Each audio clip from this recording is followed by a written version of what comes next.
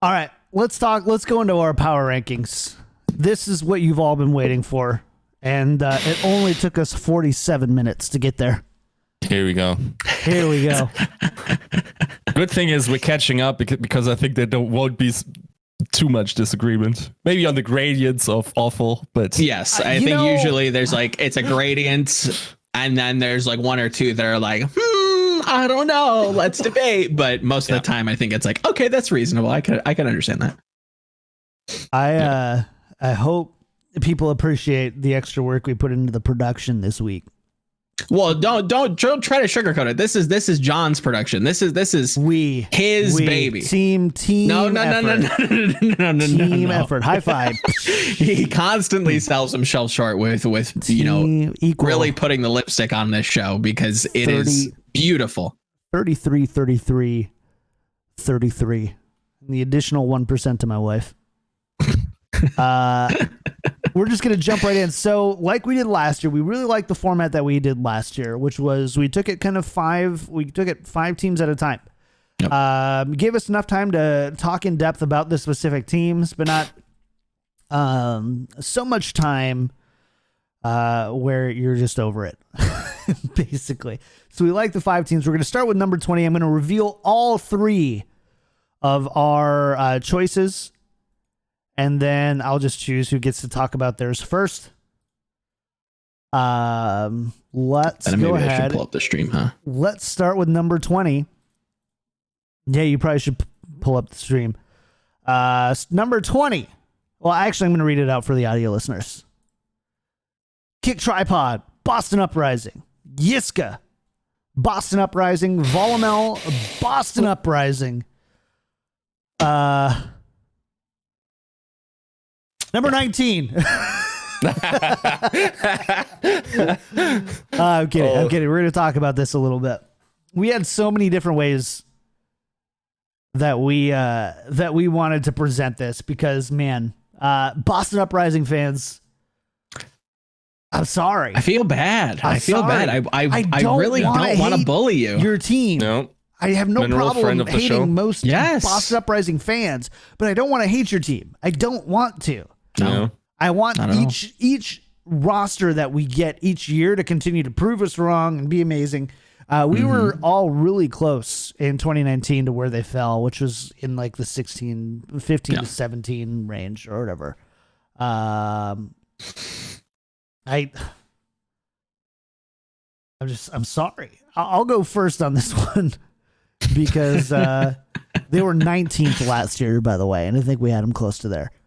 And again, I know, just remember, like, when you all post just like really salty comments, like, yet another year to prove them wrong. Number 1, it didn't happen last year. 2 years in a row. But number 2,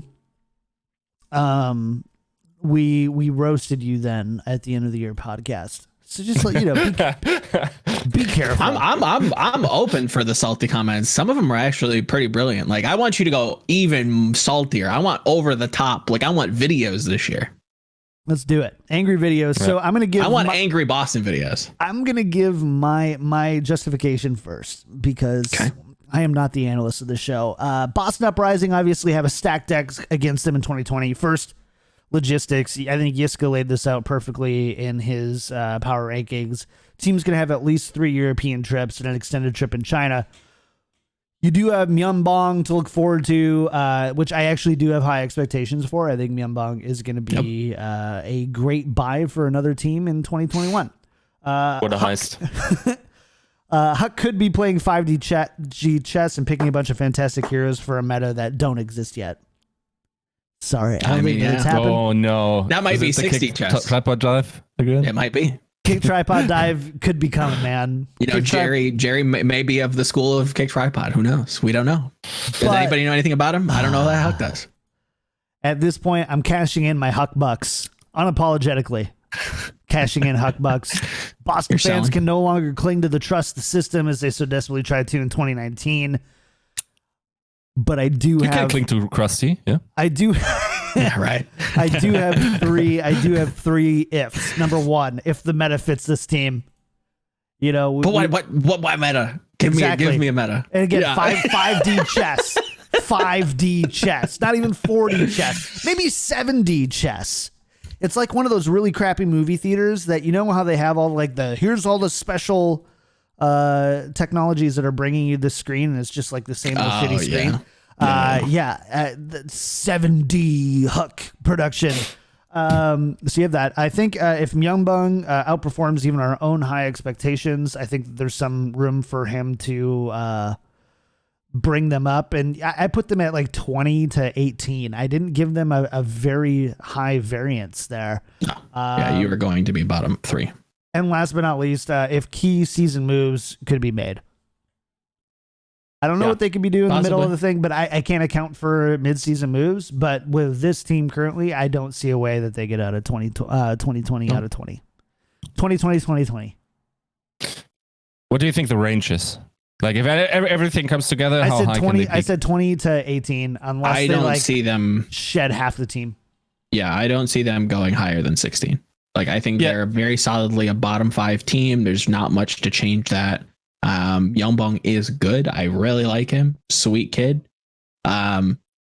Good flex support, but this is a roster. This is an identity. This is a strategy of roster building that has been done elsewhere, that is proven, at least with this with this roster, with this management, to not be very successful. Be that as it may, be it the budget, be it whatever. I feel very confident in saying this is a bottom 5 team. Period. Yeah. I'll give you one better. You want to get some implicit leaks? What's that? Paris Acad is a better team. Oh. I would. Again, we go back to, I think you said this first. Like, I still think there will be very good contenders teams that are better than some Overwatch League teams. Don't let the league try to fool you that this is the best. It's not. It's just not. It makes perfect sense. Like, it's about resources. It's about age. Of course. Also, 100%, of course. 100%. It's about travel. Like, Paris Acad can just, stay in one place and then just practice all day. Boston has one of the most disadvantaged travel schedules. Yeah. This team's got raked over the coals.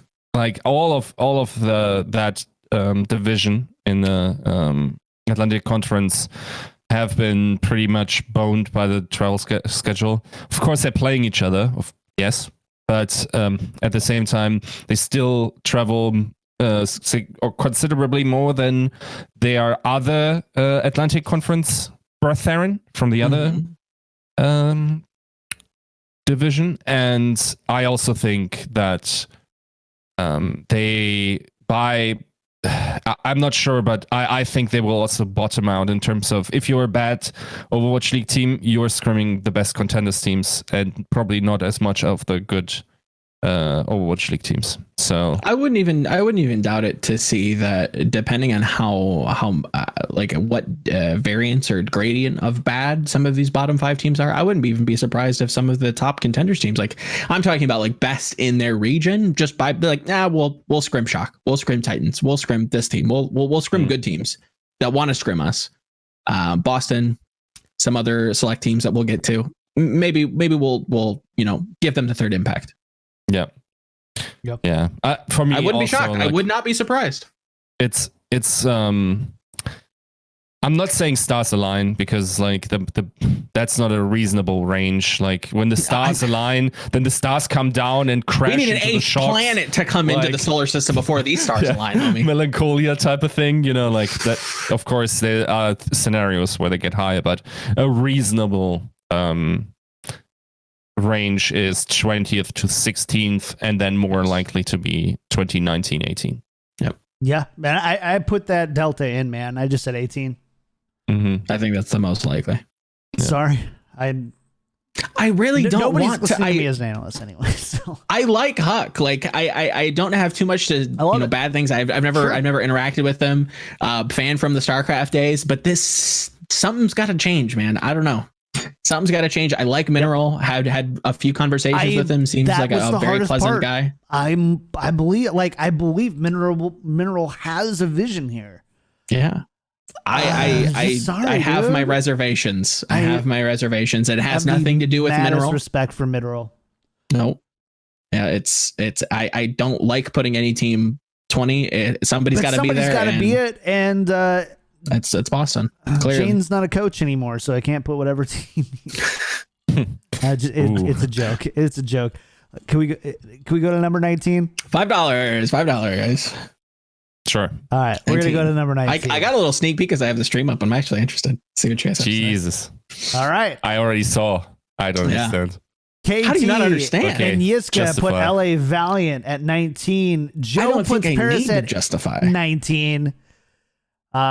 Joe, because you're the odd man Sure, out here, I'll be the odd man out here. You're gonna That's fine. have to talk about why the Paris are better than Valiant. But besides that, why you put Paris at 19? Paris in general.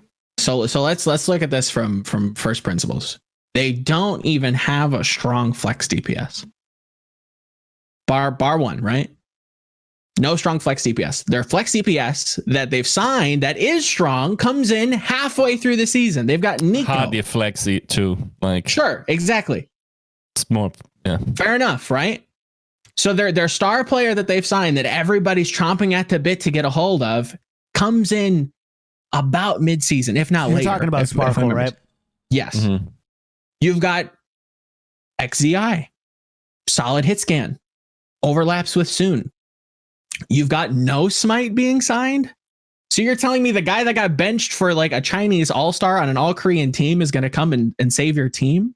I don't know. It seems very strange. His performance was pretty weak. This team does not make sense at all. You haven't even gotten to the bad parts yet. Like, I don't think I even need to. This whole team just doesn't make sense. This is I didn't want to put them 19. I'm like, there has to be a way that they can be better than 19. Like Sparkle's better than being 19th, but he doesn't get to play. This is a Valiant of last year. They're going to bomb out. He's going to come in and actually like breathe a little bit of life into this team.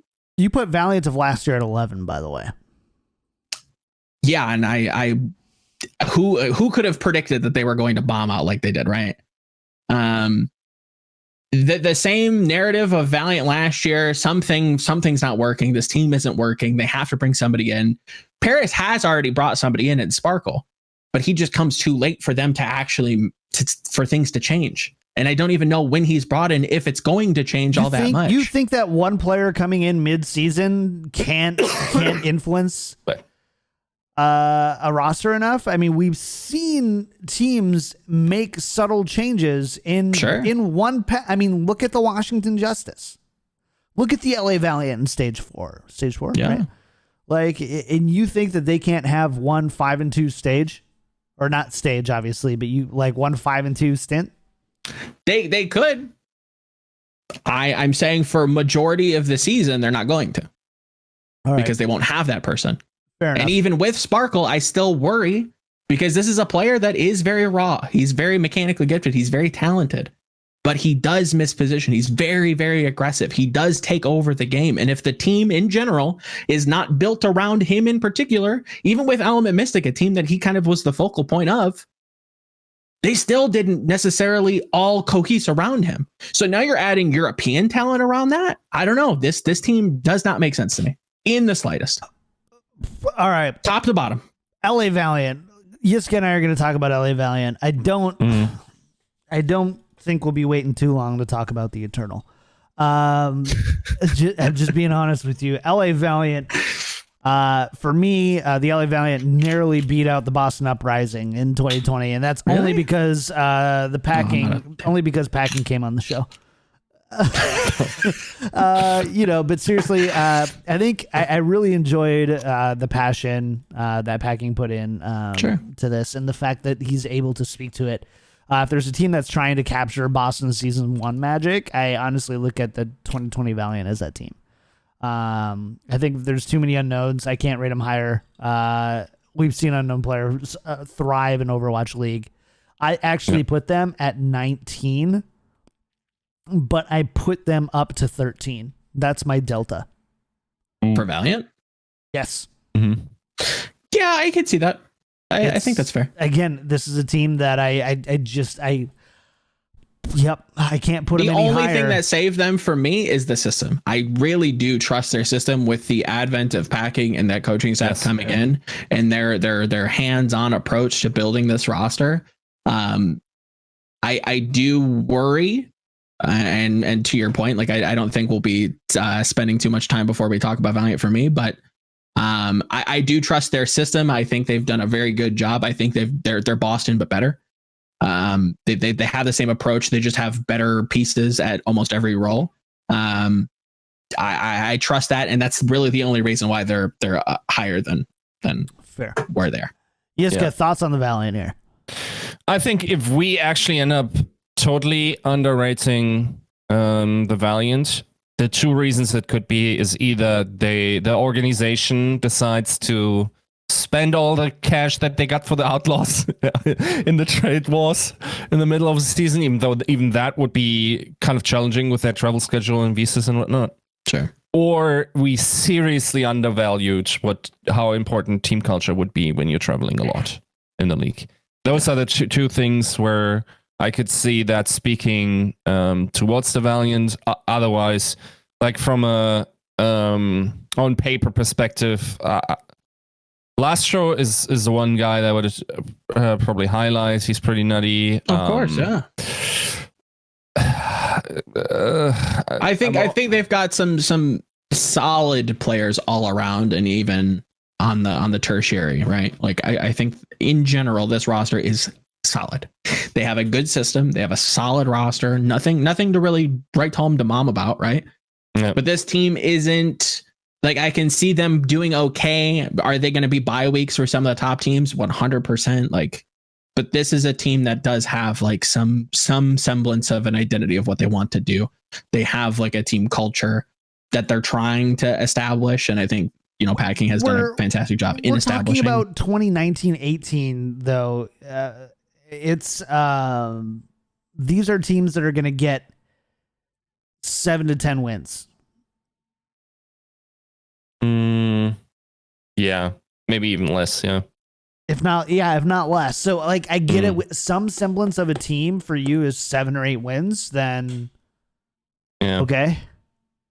Yeah, they're pretty much beating each other up and then prey on those that have a trap game. Yeah, these like bottom 5 teams are constantly going to be trading games back and forth, pooping back and forth forever, as Monty would so aptly put it. Yeah. The centipede. Okay, basically. Sorry, we're not going there. Let's go to number 18. Yiska, you're going to be coming up first on this one. Sure. KickedTripod, Paris. Yiska, Paris. Joe, Florida Mayhem. We're going to get there, but Yiska, I want you. I know. This is why I asked. Okay. I'm a little bit like, don't get me wrong, I loved your analysis on GG Intel and glad you posted it there. Thank you. I wish we had just completely blind power rankings here, because I love that we don't get to see Joe's rankings or my rankings yet. Yiska, we've seen yours. We know you put Paris at 18. Joe put them at 19. Tell them why they're just one better. Well, I think they definitely have a higher delta of performance. You got to consider the coaching staff that could potentially have a high upside. If we're thinking Rush, if we're thinking Levi, if we're thinking 9K as well, who effectively is the GM of that roster, right? But then again, like, he just won Overwatch League, my dude. So maybe something, like the disciples of Krusty. Disseminate over the league, right? Like, those are the things. And then on paper, XCI or just the Element Mystic guys, honestly. And then also soon, maybe in some regards, are just higher quality pieces than Boston and Valiant have. I think the reason why they're even that low, because we will in the future also talk about teams that on paper have probably a pretty similarly skilled roster overall. Sure. Is of course then some players coming in later in the season and them having to integrate those. But it's also, of course, like just the infrastructure that is a big question mark for me. I think it's fairly safe to say that they won't play out of Paris, which I wonder what they will be doing. I actually don't know where they are setting up. I also don't know if, for instance, stuff like we're getting a bigger training facility somewhere and we're also bringing our academy team along. Could happen. Honestly, if that was the case, I would be much higher. I just don't have the information if anything of that sort of if I knew that the Paris Academy team was, traveling with them, then yeah, I would have loved to evaluate this differently. We just don't have it. Yes. I think honestly, if that was the possibility, we could see an ATL type of scenario. I think that academy team is that good. Maybe. I don't see this roster being as good as Atlanta was last season. No. Yeah. But they'd certainly be higher though. And also the Acat team is probably not as good, like second as Gauntlet, whatever. So, but generally, infrastructure will play a big role. They are also like nuts travel at times, often without breaks. Also, I personally have a bias towards thinking that absolutely ruins your mental. Being able to play on or having to play on such sleep deprivation. One thing that's a footnote for Eric. We should find out if there was a pattern where certain teams performed better when they played early in the day or late in the day. You know what I mean? Like the peak performance. Because like everyone that's in the workforce knows the most effective hours are like you slept well and then you get into the office, you get an hour to wind up, and then you have 4 hours of like focus. And that's where you want your match to be in, ideally, right? Like you want to wake up, have a nice breakfast, get to the venue, warm up, and then you want to have your peak performance.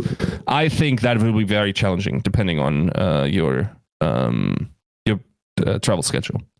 So we'll see. But Paris, of course, one of the more disadvantaged by this, and that's why I have them so low. I will say they are the easiest to get ridiculously wrong. Where we clip this, like, you think? If we have egg on our faces after the season because they made like 10th, I think those are the reasons why. I think I'm very confident in saying that Paris is going to be a bottom 5 team, like period.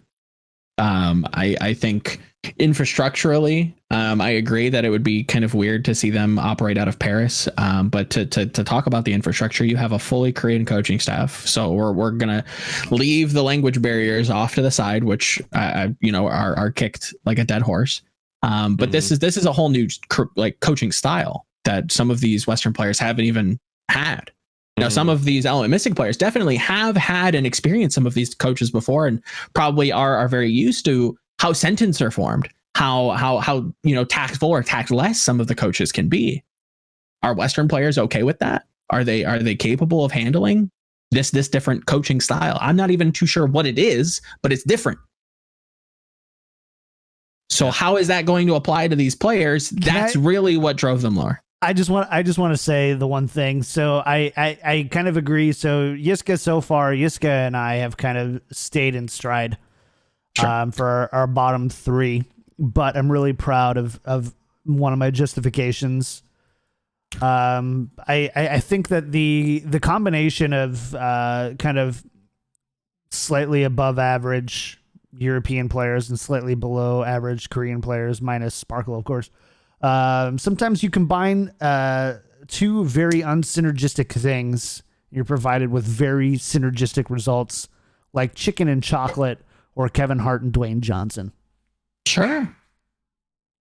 I'd love for that to be the case. I just don't see how those things tie together, though. Nothing on that. I was so proud of that line. I like that. Either of you can use it in your articles. No, I'm not going to use it. That's yours. Well, I'm not gonna yoink it. Well, it's yours. Let it be yours. It was good. It was good. I liked it. I quite enjoyed it. I just don't agree with it. Can we get to the Joe bashing, please? Come, please. I will say that if you think Paris is the egg on your face team, I think Florida might be the egg on my face team. No, egg on my face team is Chengdu.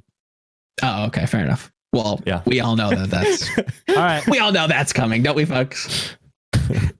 I do think Florida could be better. They just have to show me they can be better. This is a team that has historically been a very bad team, very much like Boston, right?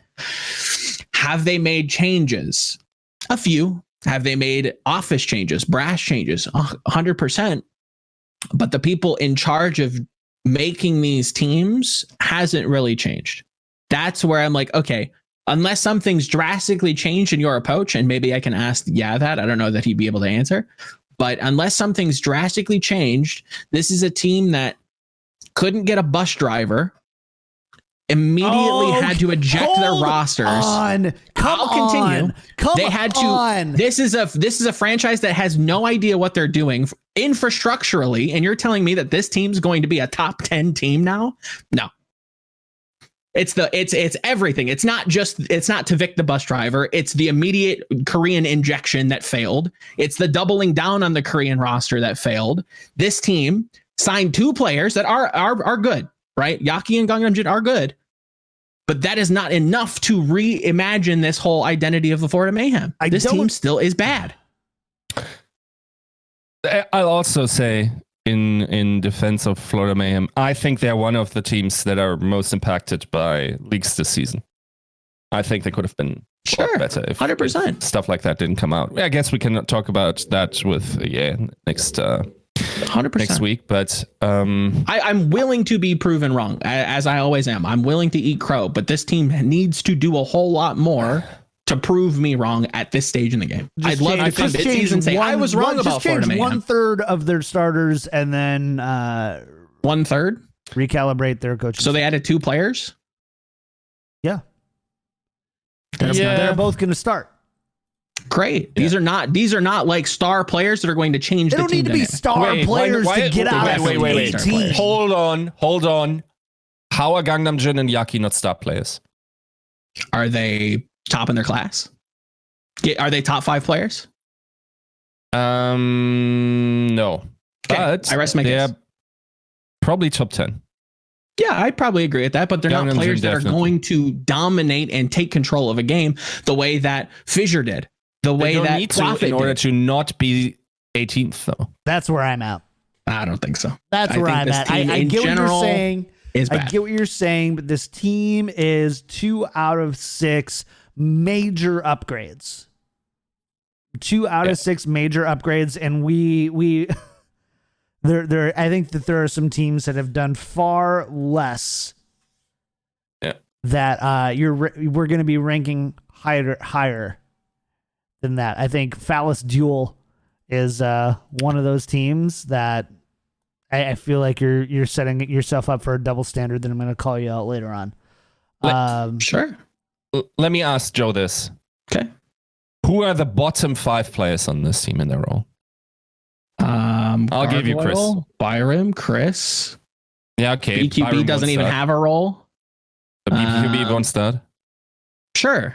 But you're asking me for a roster. Are you asking me for starters? No, for stars. Yeah, sorry. I should have qualified. Out of the starters, so we can assume that Yaki's high player are going to start, right? Yes. Who are we assuming? Who are we assuming is going to start at main tank? Fate or Korean? I think Fate. I think it's Korean, but we'll say Fate. So Saya player Fate, Yaki, Saya player Fate, Yaki, Gargoyle then has to start, right? Yep. Chris probably has to start. I don't see Byram starting. And you said bottom 5. Who knows? Byram could just be a. I mean, it depends. Of course, support. like this is so dependent on the meta. Like we could easily have like a Baptiste on a meta 100%. where you have Byram and Gungan. And that's where I look at power rankings and say like, yeah, if there's like a hit scan meta, if there's like a Widow dominant meta, yeah, I can see Florida doing really, really well. But how long does that last? I don't know. I have not a clue. No. Do I like Yaki? Yeah, I love Yaki. I've been singing the praises of Yaki since Apex, but he's not the type of player in my eyes that is going to take control of a game like a Prophet, like a Fleta when he's on, like a Saya player. Like these are like you don't need those players to not be 18th. You need those players to facilitate having other duds on this roster. I think here's the critical mass. Fine. I think when Widow becomes meta, they're already better. Sure. Like I think Widow metas are generally so one-sided or so heavily impacted by the performance of the Widow, unless there's something entirely new in the game that blocks it off, that Saya player can already elevate them by themselves above. And then especially the other teams who don't have good. Yes. So take us out of a Widow meta. So I think Yaki definitely has carry potential, and he's also done it for quite a while. I don't think he see this kid flaking at all. I think he has had some consistency, and the only reason he hasn't been in all is, I believe, he turned 18 this year. Yeah. Very, very late, right? So, 100%. He would have definitely come in. I think he's one of the better rookies, coming in. I think Gangnam Jin was part of the best Korean contenders GOATS backline. I actually kind of said that they were ripped apart. I just think there's also potential for a Fate comeback, depending on the meta. Like, if Winston becomes meta, I think we're looking at him again. I don't think... we have to consider that all these great players from Season 1 can be washed at any minute. And until we see anything else, we have to consider that to be the case for Fate as well. I just think there's so much dead weight on the teams that I have them ahead of that I don't feel bad about having them significantly higher than you do. Let's go ahead. I think it's the opposite for me. I think this is a team that needed to do more and didn't. Let's go ahead. Since where they are. Yeah. We're gonna go ahead. Okay. Because I'm falling asleep. I'm just kidding. I'm not. Number 17. Take a second. Volamel, LA Valiant, Yiska, Washington Justice, myself, Toronto Defiant. Toronto. That is very surprising. Low. I know. Do you want me to go first? It's a bit low. Yeah, I think you're probably the outlier. I think I'm the outlier here. Yeah. So I love the players on this team, but I refuse to overrate them based on how many jerseys I think they're going to sell. Sure. Below average tank line. Sorry, Volamel, I don't agree with you there. No depth. Extremely challenging schedule. DPS lineup I don't trust outside of Surefour. I can't in good conscience put them any higher. But this is why nobody comes here to listen to my opinions, because I can't. I just see these players who couldn't make it as starters on other teams. I'm sorry, outside of Surefour. Yeah, but I mean, maybe Karif on some team, but thing is, this idea that Karif somehow is elite because he was a role star is I get that. I don't even. That's not even. I refuse to even recognize the role star. Like, role star is an argument for anything here. No way. No way. Yeah. I do think he's like above average, but is he like top 5 in his role? No, he's not a role star. No, definitely not. I'm not even sure if that's true. Like, if his performance was actually above average last season. I'm not sure. I don't put him as bottom 5, but I don't think that makes him top 10. Yeah, exactly. I would put him I'd put him right where I put the Florida Mayhem. Again, I know this is low for everybody else, but on paper, I can't see it going any higher. I just can't. I'm sorry, I can't, and I want to, because Baroy sends me these sad panda messages. He's just like, "Why don't you love me and my team?" And I just have to say, your team sucks. But they don't. I don't actually think they suck. But they 17 suck. But I understand why. I'm going to get a ton of flack for this. I don't think it's unreasonable, but I think where you put them is probably my floor. Like, That's fair. I struggle to see them going lower than that. And I may have pulled it back from my wanting of I want to rate them higher. Sure. I think I wanted to rate them so much higher, so much more, because obviously you have Baroy, you have so many players that you like and you want to see win. But just on paper, I just look and I kind of go, well, let me throw up Toronto Defiant for the stream here. You know, you look, okay, Logic's. Listen, we've been on the Logic's train before. Surefour, I think, is the only person here who has like consistently performed. Mangachu, Farameta, maybe role player. Agility is resident sleeper pick. You know, like, and again, I've seen Agilities play at his best, and he was fine. Like, that's all I can say. I've seen Agilities play his best and fine. Not confident in all at Beast, formerly Beast. Oh, yeah, it's a complete dice roll on him. I'll give you that. That's a dice roll. I don't doubt in Nevix's ability to perform, but I feel like behind Beast, I don't think that unless we get some sort of really off-tank decisive meta, I don't think that that's going to matter how good Nevix is. I feel like in 3 months, we're going to have a conversation about how Nevix is performing well and this team is still 0-6. And, you know, you have Krieve, the role star, Kellex, and Roki. I just like, none of that makes sense. And again, I think, I don't know. Thanks for not roasting me on this one, guys. I think it's a little low. Yeah, it's hard to say. I'd be very surprised if they make play-ins, honestly. Yeah. They also have terrible. Their saving grace is that they're playing in Atlantic.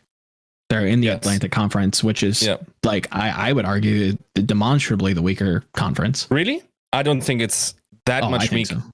So it is weaker. It is not as terrible as it was last season, and it's. I guess I'd have to compare it to last season, maybe. So I will also say this. I know we've all talked about this. I think privately and probably together as well. Sure. 17-12 in the power rankings. Yeah, it's changing. It's one amorphous team. Like at the end of the day. So I don't feel as bad here. I feel like all of our bottom 8 teams are probably going to be all the same, minus 1 or 2.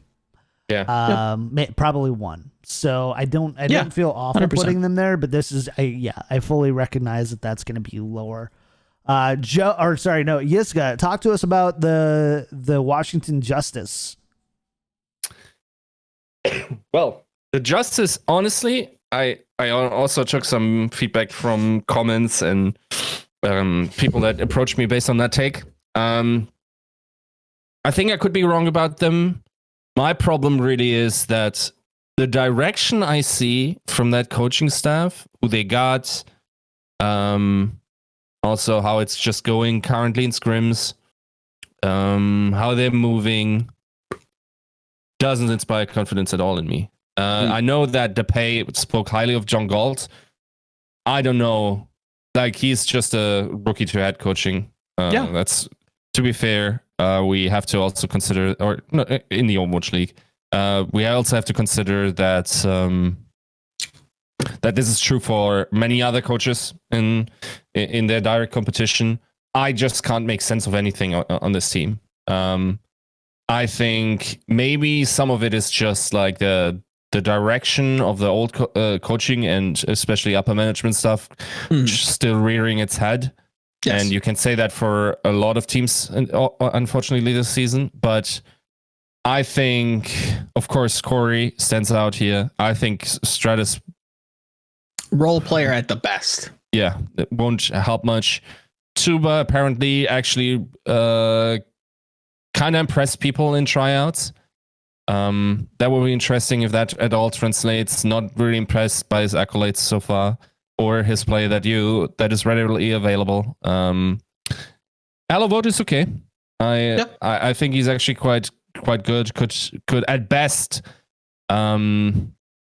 be considered like someone like a Note eventually. or was in season 1, I would say. I think that backline is a powder keg. Yep. That's just there's going to be a bit of an issue there. I think the qualities of that team is also now questionable. I will also say some of the combinations in that team from an internal background, unless you really have figured out relationships as a team culture, is highly questionable to me. And unless they still make moves, I think this team will be has a high implosion potential. And we can't say, like, the thing is, Corey was very good last season. He has 2 picks. 2. Yeah. Kid should start streaming, actually. So he could be aunts. Like, I feel like that's a little bit unfair. I do see where you're going with this, but you really don't. You don't think that the massive amount of homestands are in a saving grace? It certainly helps them. Their travel schedule. Travel schedule is fairly easy. Yes. Yeah. That's the only thing that's got them higher for me. Is that's their saving grace. This roster did not make the cut. I struggled to put people very low. Like, this was probably by far the hardest region to judge. I judged the decisions making that I currently could anticipate, and then extrapolated that onto how they will move in the season when they need, inevitably, I will say, will need new signings. And 100%. I just came down on them and thought, no, that's another transition season. They got to get it together. I think they have good pieces that they can build on. Definitely. I think they locked themselves into some players that aren't conclusive to winning, but probably brand building. I guess people are higher on Stratus than I am, but I don't think that... I'm pretty high on Stratus, if I'm being honest. I like this May. Yeah. Good luck playing that in 2020. Yeah. Give us a brief overview on why the Valiant deserve an 17 placement over Florida and over Paris, and not 19 where Yiska and I put them. Because they've shown to actually improve on the things that they need to improve on. You know, they had a completely bomb year in 2018. Did very well for themselves. 2019 comes around, they for lack of a better term, shit the bed. Right? They go 0-7 their first stage and look like a bottom 5 team. The bleep button. That's my favorite. I try to censor myself as much as I can, you know. Little bit of the drink in me, but you know, my wits are about me. And I do think, you know, Valiant have some wits about them as well. Like they have a system, and then that again was the selling point for me. Packing comes on and preaches the gospel. And call me bought in, but this is a team that does look below average, I will admit. But even on its face, I said, this is not the team that will be last. With the coaching staff, with the system being put in place, I do trust in that. This is a better Boston. If you're going to trust in a system, I would be interested in trusting into Valiant. I do think Lastro is a high point. Everybody else again is towards the bottom, if I'm going to be completely honest. But I think on the road, when stress is high, I think stress is low for Valiant on average. I think they're going to have a lower stress threshold because of the work put in place by the management, by the franchise owners, and I think that's going to show in a surprising performance. Not play-ins. But I don't think they're going to be as bad as people expect them to. If the teams actually officially signs KSP and Gig from XL2, who knows? Does that change your ranking for either of you guys? No. Yiska? Sorry, I was muted. No. Okay, cool. All right. Fair enough. Want to go to 16? Sure. All right, number 16. Oh, God, I'm so afraid of this. Here we go. I think. Wait, do I remember who you have at 16? Volamel, Washington Justice, Yiska, Chengdu Hunters, KickedTripod, London Spitfire. You don't learn, dog. You do not learn. All right. Yeah, I don't. We're gonna have to talk about Chengdu first, unless we want to talk about London first. For me, to be fair, John, London's not too far above. Okay, let's talk about Chengdu because let's talk about Chengdu's Chengdu easily the outlier here. Okay, so I think let's first agree on things. Sure. Their departures hurt, especially the one of head coach. Let me throw it up here. Right. Okay. The one does. Got it. Does Jochirin hurt? I don't know. You tell me. No, not considerably. I don't think so. I think their incomings are a lot better than their departures, barring Ray. That's, to be fair, I did this before, and sort of some of my modeling relied on Chinese orgs staying still in the transfer market for certain reasons. Sure. Now that they did, feeling less confident, especially because I, once again, don't know much about the players that they brought on. I was definitely saying Jinwoo is a nut. I think Leaf will be an average player in the Overwatch League, even though that's somehow preposterous. The rest on that roster is just... The thing is, here's the thing. I think we will, every 6 to 8 weeks, we will get a new patch, according to the sources. We will get a new map pool.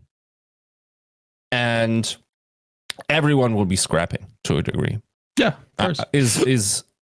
Is not 100% the case, but that is my most likely meta case, where there will be a lot of different nuances to maybe one archetype played that then will once again have like people impressing, like using their own styles.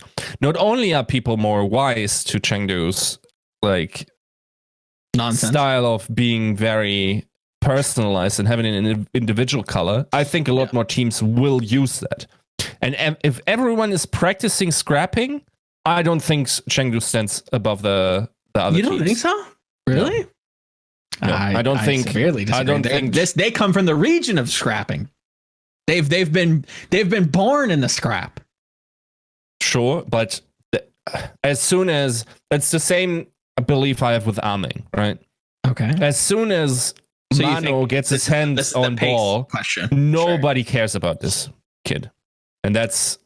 Yeah, I mean, again, I think that is the outlier to prove the rule, but you're 100%. That's exactly where I was going with this. Into scrap. I think this is a team that wants to scrap. If they have to play goats, that's where they fall. They don't want to play in these confined, rigid roles. And therefore they massively overperformed last season. 100%. They found a way. I would agree with that. Overperformed that last season, Lord, right? I think I would agree with that. I think they massively overperformed. But again, I think this is a team that, yes, we can remove Ameng. You think that he's going to be replaced on ball? That's fine. I look at Leave. I think you're severely underrating Leave. Granted, the last time that we saw him do well was at a World Cup performance, and that was last year. Not in 2020, in 2018. Not in 2019, actually, because I think he was ill.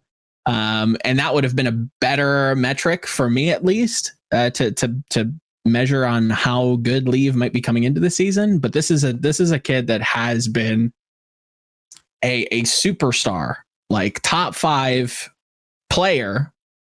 Whether or not he will maintain that coming into this season, that's hard to say, because again, like I said, he has not played in a long time. But with the moves that they've made, reportedly, I am confident in them doing well. I will agree that Ray's departure definitely is severe and a cut to them. I think that is a huge thing. I think if you think about who does, okay, you say it's the region of scrub. like of just like scrap, not scrub. Scrap. They're Yeah, not scrubs. Scrappy, like I mean, you're also scrubs. But scrappy. You're taking what little you have and making something from it. Yep. Yeah. And it's just like, on the fly play and whatnot. Mm-hmm. How well did that work at Gauntlets? And which other team does actually play scrapping well? Okay, so Which if we're going to argue that way, does play scrap well in China? I only think that the scrap part of that element was actually only ever successful under Ray. Sure, no, I don't think so. You can put your main support on off tank when the map requires it. It looks pretty, but it rarely makes sense to the degree that it made with Miraculous Lances and it made with Chengdu Hunters. And for that, I also think we've demonstrated that a head coach can significantly change the way of a team. So with Ray leaving this, of course, like me not having the connections to say how much of that entire thing still being to him, but he's the common denominator in all these. Exactly. Yes. It's hard. Teams. It's hard to argue. It's hard to argue otherwise, right? So defend. I severely disagree. I think there's been successful teams outside of MY, at least domestically, that have done a very similar style. I think even skimming through a couple VODs of Contenders China, even during the heyday of GOATs, shows you that people were willing to really go against the grain. To argue Gauntlet, yes, I do think that Lingan was not the appropriate team to go. They were not the best team to go.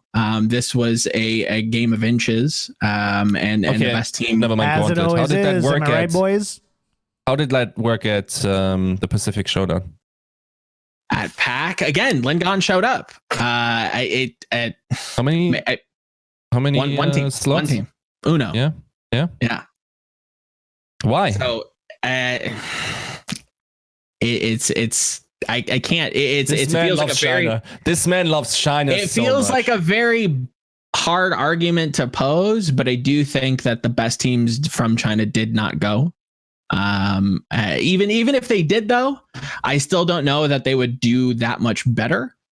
But there again, a lot of those teams don't have the talent that Chengdu has. I think Chengdu has a lot of the best Chinese domestic talent that are of age. I'll preface that very heavily. I think you could still build like a fairly middle of the pack team, maybe. I think you'd probably have to go mixed in terms of Chinese talent, but I think all in all, the region itself has shown a proponents and a willingness to scrap. And if they want to scrap, that is going to be a comfort zone for Chengdu.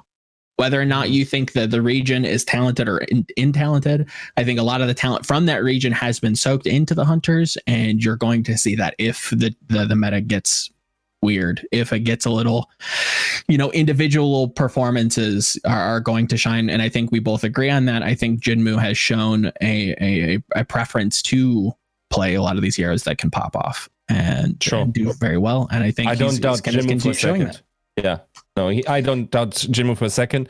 I would say Chinese teams, with the exception of Shanghai, dropped a little bit in the tiers because I think the practice environments in terms of opponents will have a lower quality than it was the case in LA, and then it is the case with some of the middle pack tier teams that are competing against them in the slots. I think it's very easy that they're playing absolute garbage because the Chinese teams stay in China for almost half the season. Yeah. It's very possible that they are, or over half, that they are just playing hot garbage there. And they only ever get to play the good teams when they travel there.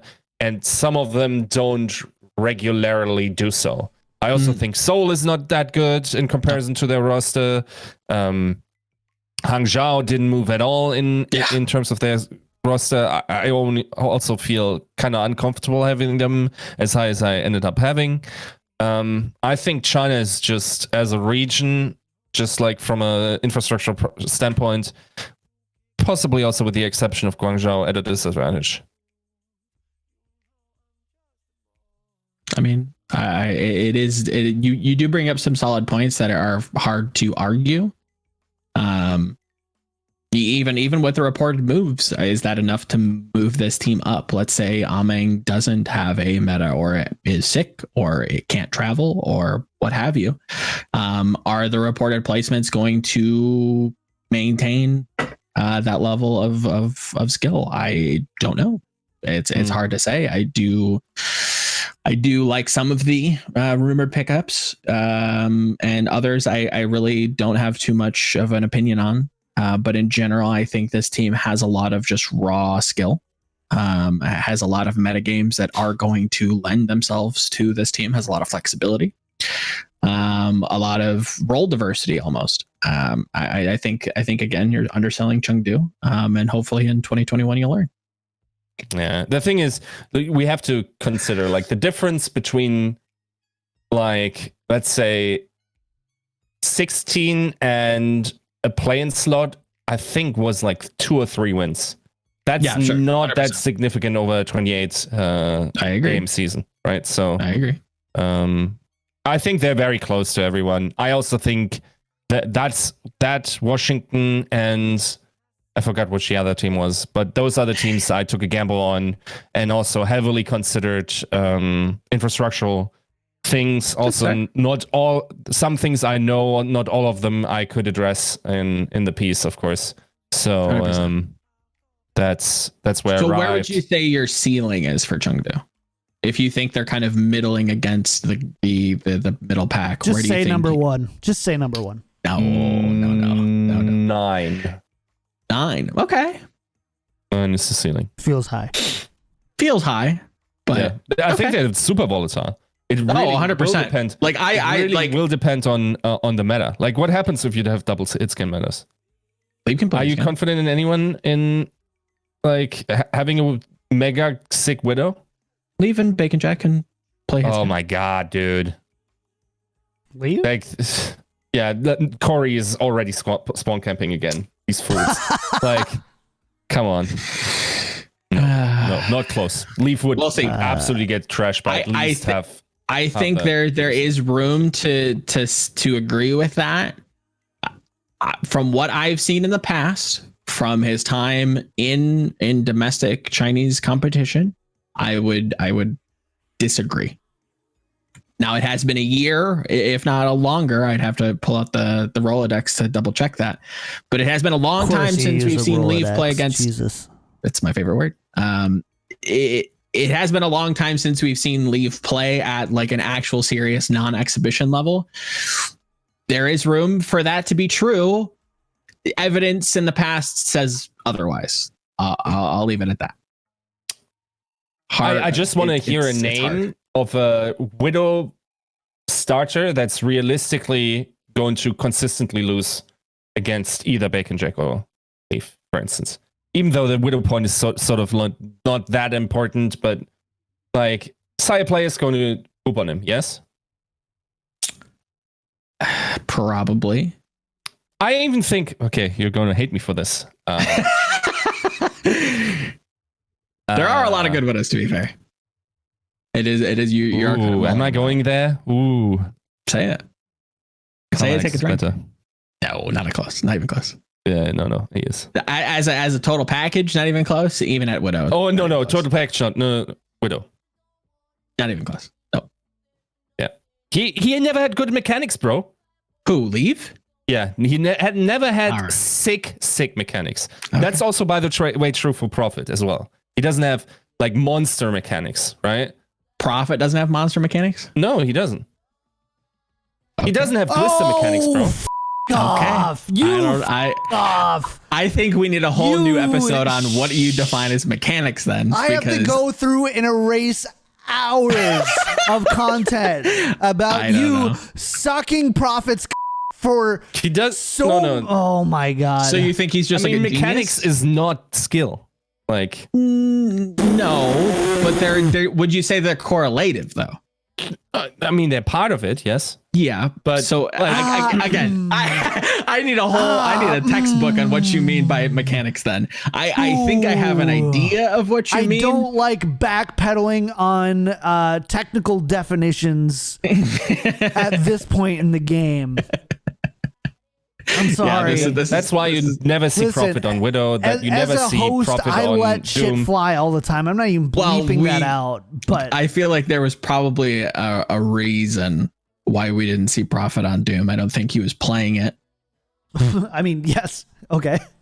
Because Bergring was supposed to. It's also like you never saw Prophet really out aiming Tracer in duels and therefore winning. He was always like outsmarting them. He's one of the smartest players, hence why he has some of the widest hero pools as well, because he understands the game and anticipates on a different level and knows how to pre-aim and everything. Fundamentals are good, mechanics aren't. Just like that Popeye's spicy chicken sandwich I had, this doesn't sit right.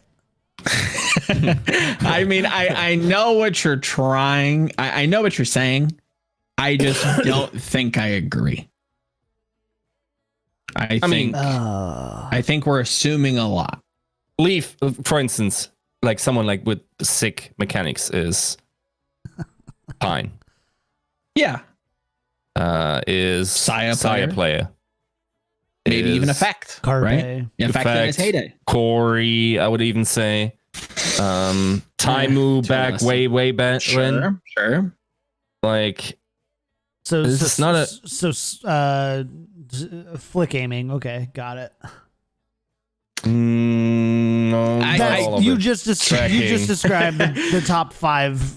It's not just flicking. It's also To John's point, yes, you did list a lot of Widow specialists that are just like good aimers, to quote the old meme. But I think there are a lot of mechanics in Tracer inherently that we're glossing over.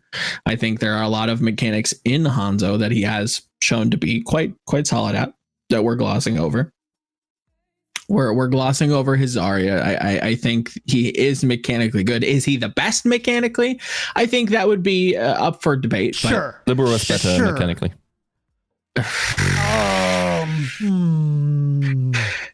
It's also a better player. Much better. Much better.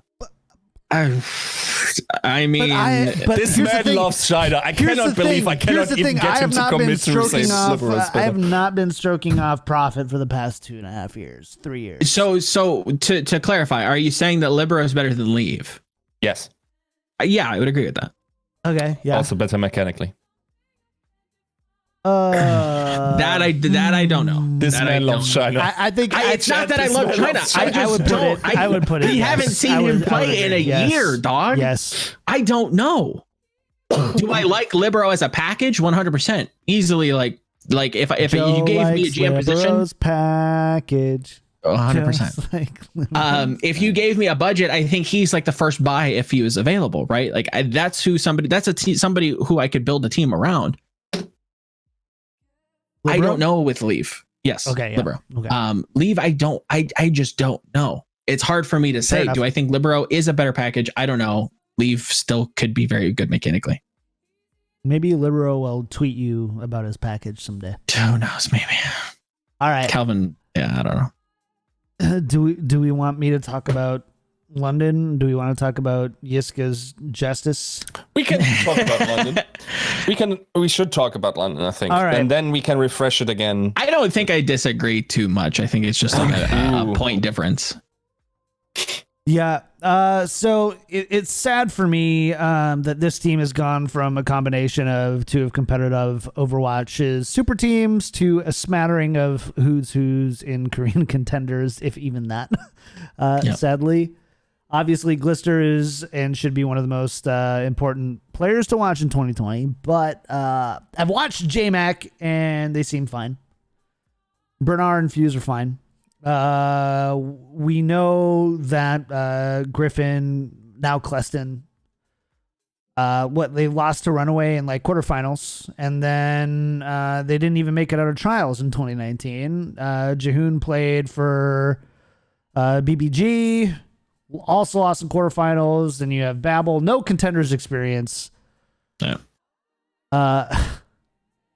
Come on, guys. Like, as much as I'm not surprised to see anybody else putting London in the bottom 5, I'm super surprised at people not putting London in the bottom 5.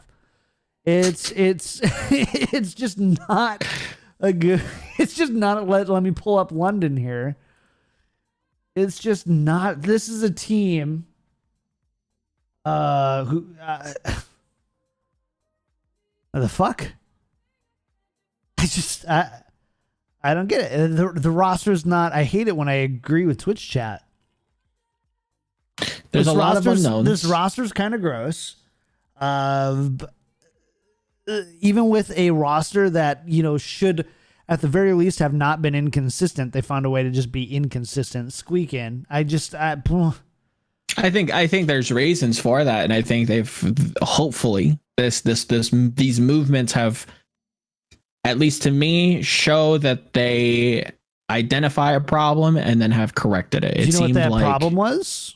I would assume from my own thoughts and my own, assessment of this team in 2018 and 2019, this is a team, like you said, smattering of two very, very good teams, lots of big personalities that clashed and caused a lot of inconsistencies and had a lot of stock. The stock was in the players. That's why the coaches constantly were rotating in and out. Now you sign coaches and then you get players. Are these players the best? 100% they're not. But I think they have an idea of a system to be put in place, and I'm willing to put that higher than I think most people. It's all about and they also have money, money, na, na, na, money. So there's nothing else. It's just money. I mean, how do you reach, like, listen, the LA Valiant go and they find someone from Open Trials who at least made it through Contenders Trials. I get that. So London didn't do Open Trials. So you don't think I'm not saying that they didn't do Open Trials, off the street? But I'm just saying I find that multiple players who haven't even played in a Contenders environment doesn't lead me to be very confident in that team. I get, like, and we can talk about range here, and sure, I put them up at 16 to 11, probably honestly 17 to 12 probably, and I end up putting them at 16. Like, honestly, this is a team that could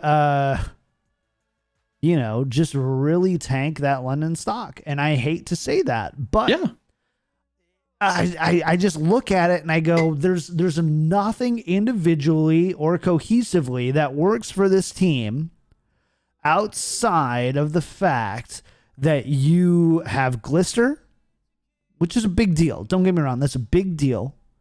Yeah. The fact that you have Bernard and Fuse, who, at least have some playtime together, come from Fusion University, who obviously have done well in Contenders.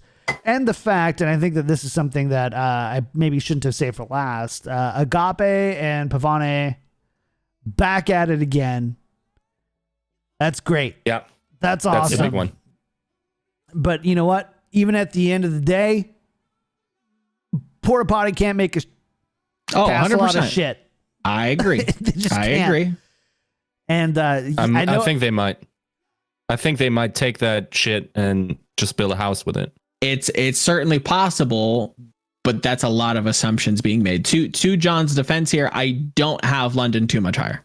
I won't reveal where, but I don't have London too much higher. And Yiska doesn't either. I know where Yiska puts London. So I am trusting in their track record. I am trusting in the fact that London possibly may have started from scratch and are rebuilding. This is a new team to evaluate. Is this the strongest team? No, 100% it's not. I don't think this is a bottom 5 team. And to be fair, right, the issue is not 16 versus 15, right, or 14, where I would suspect that we have London.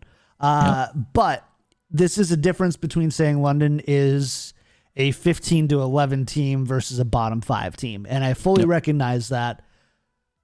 And I know for a fact that I couldn't put anyone else.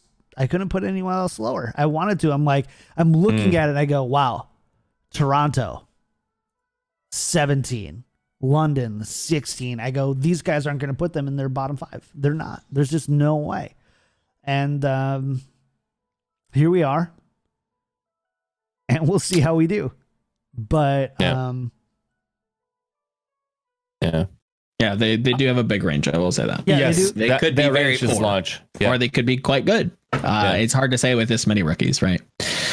So I just have to. I think a lot of people take the London name that they built from season 1. Yes. They immediately go +5. Yeah, London. they're like, oh, this has to be like, who else is a there? play-in team. Who else is there now? Yeah, Krillin. Krillin might as well be a rookie. yeah. He's not technically, but he might as well be. Yeah. I just, I don't know. So, anyways, that's the way I put it. We don't have a ton of time. We're going long. But Yiska, you did put, Joe, you did put Washington. Yep.